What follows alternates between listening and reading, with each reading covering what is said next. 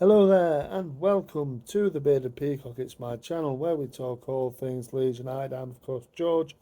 Welcome along to the channel, everybody. It's a review of the 2-2 draw at Elland Road against Brighton and Hove Albion on Saturday afternoon that we're looking back on today. So, yeah, 2-2 draw against Brighton. Not bad, but, well, in the circumstances, a little bit frustrating for me anyway. I didn't think I don't know. I didn't think we played too badly on Saturday. I think there were some atrocious performances from players that I think everybody seems to feel the same about, like Sir Jack Harrison, Luke Ayling, you know, Max Fober for me didn't have a great game. But overall, I thought we played okay. Initially, the lineup was a little bit frustrating for me. I thought that he'd go with a 4-4-2, two up front at the very least. He didn't. He went with Patrick Bamford up top by himself in a 4-2-3-1 formation. Um, yeah, a little bit frustrated with that, really. I thought Bamford hasn't shown enough. Obviously, got a goal. Bamford and Harrison both got goals. But for me, both didn't play especially well at all. In the terms of Jack Harrison, thought he had a horrible game, really. Um, you know, and then yet he got a goal and assist, and I think he did get the club as man of the match um, in that game, actually. So, yeah, that's what it's about. It's all about opinions. But, yeah, it was a little bit disappointing to see the lineup. And the first 10, 15 minutes, though, I thought we dominated. We were the better side. We were the better side without really creating a great deal. But I thought we just looked controlled. We looked a lot more controlled, a lot more, just a lot more defensively solid.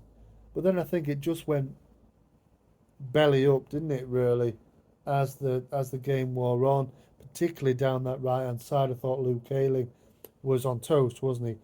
Matoma absolutely roasted him the whole game, and you cannot play as far up as that if you're going to play up against one of the most informed players in the division, which Matoma is. He just got absolutely roasted. He had an atrocious time of it, did Bill, really. Um, and I could see what Javi Gracia was doing. I could see we were really off Brighton. We were giving them lots of space in the defensive areas. Jason Steele had a lot of time on the ball. The Brighton defence had a lot of space and time on the ball. And what I made it up to be was, or what I thought it was basically Brighton are very quick, very fast to turn you over and to attack you. And what I thought it was is if you're not pressing them, they don't give you the opportunity to turn quickly and get at you that way. And that's what I put it down to. I thought that was why Gracia had told, because it was obvious that that was what they were being told. Let them have the ball. Steele did go long a few times, but like I said, when Ayling is so far up the pitch, like he was more often than not, then they're going to get in, and they did. It was one ball, bang, you're in. And when Matoma's got the quality that he has, you could see them opening those up, but they did struggle in the open kind of half hour to do that. Although the goal comes, I think, is it the 28th minute the goal comes on? And it's the World Cup winner, of course, Alexis McAllister, with a free header. It's atrocious defending this, which, like I said, I thought up until that point we'd played and we'd defended pretty well.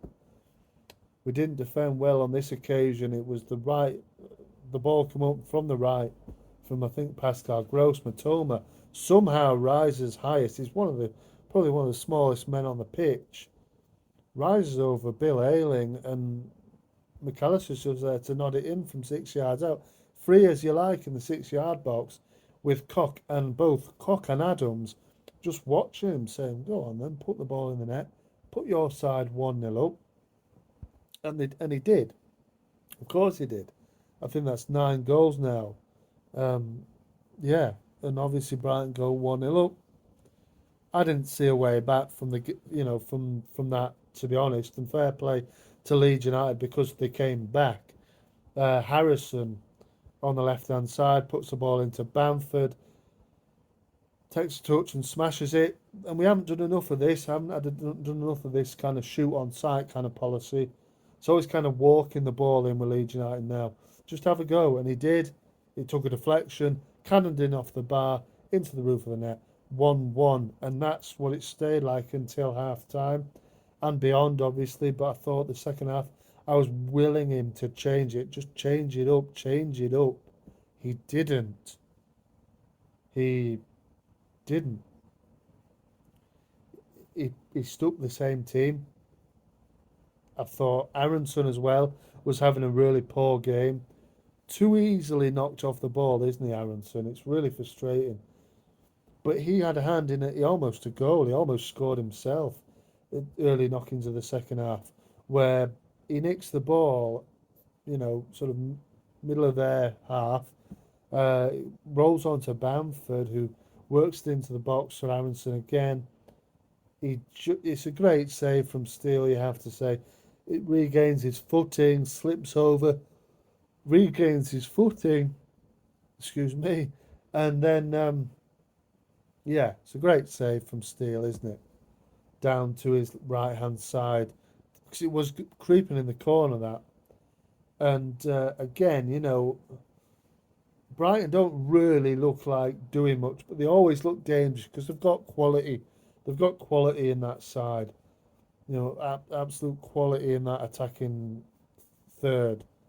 Um, and eventually it did tell, but it was our old man Harrison, like I said, who was having an atrocious match, I felt. And the ball comes in. Voba could have put it in his own net before Harrison did. Voba was a bit lucky that Mellier's leg was in the way, really. He didn't know too much about that. But Jack Harrison, why not clear it with your right foot? Just send it back the way it came. He seemed to panic and make a mess of it and turn it into the back of his own net with his left foot. Solly March was behind him. But you just one touch, bang, away from goal. Danger averted. We reset and we go again. But no, that's not what happened. He puts it in his own net, 2-1. And I think 60, 61 minutes, 62 minutes, something like that. And we've got to go again. Luckily for Leeds, they do. And they're pushing, they're pushing, they're pushing. And it's that man, Jack Harrison. What I will say uh, about Gracia's subs, I didn't understand them. They were just like for like. At the game where we were chasing the game. Why not try and mix it up? You've got the attacking options on the bench. For me, like I said, I was disappointed with the lineup. We had more the the players on the bench were better on paper than the starting lineup was. So we had firepower to bring on, and he did. Rodrigo for Bamford, Nonto for Somerville, and Rocker for McKennie. But it's just too like for like for me. I'd have liked to see him, which I think he did in the later on in the game, put Reuter up front with Rodrigo, and I'd have liked to see that actually from the start, really. In terms of a two up front situation, and he didn't do it, but he did finally. But that was after we got ourselves back in the game.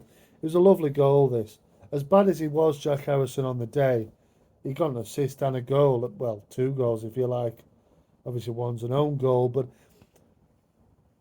he got a goal, he got an assist. It was a lovely goal. This just one touch, bent it into the corner with his right foot. You knew it was going in.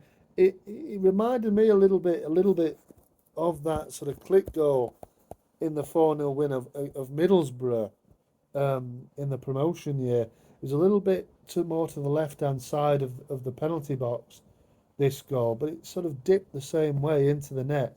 Steele had no chance. And it was 2-2. But even before we got the equaliser, Danny Welbeck came on against, again, sort of midway through, just after they'd scored, I think. And he loves a goal against us, doesn't he, Welbeck? But he went through. I thought he was going to score that. Somehow he put it like wide or over, and it was like one-on-one with Meslier. How did you miss? I think he did actually. Melier did well just before that as well to smother him. As he sort of got through one on one with him again. I think it was a weak tackle from Voba. Voba for me didn't have a good game. Yeah, I think there's too many of them not having good games. But fair play to Leeds this time. We managed some a way to come back into the match and get a point out of it because a point is better than none. It keeps us within touching distance of 17th, only a point behind. Um, like I said, in isolation, this would be a fantastic result. But due to obviously Everton winning and Bournemouth winning obviously earlier in the day, it becomes a little bit of a frustration. But let me know what you think in the comments there below. I didn't think we played too badly. There's definitely encouraging signs and signs of life in Leeds United, but I think defensive errors again cost us, and we need to be better at that. But overall, a point against Brighton, whichever way you look, you cook it, a point against Brighton is good because they're a good side. Um, and we move on to Wolves. This is a must win for me. Wolves lost against Newcastle on Sunday.